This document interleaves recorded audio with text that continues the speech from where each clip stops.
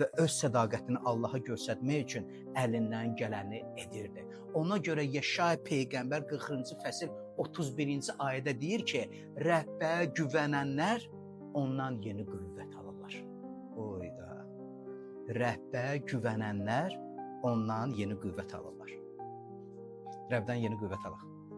Rəbdən yeni qüvvət almaq üçün ona sığınmaq, ona etibar eləmək nə qədər vacibdir.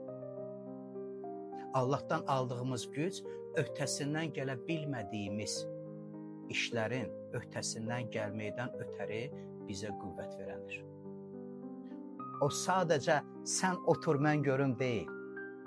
Allaha sədaqətini yaşatmaqdır öz ürəyində. Əgər ürəyində onu yaşatmırsansa, zahiri nə qədər də etsən, nə qədər gözəl artist də, aktyorluq da etsən, çox getməyəcək. Ürəyində yaşat, ürəyində yaşat.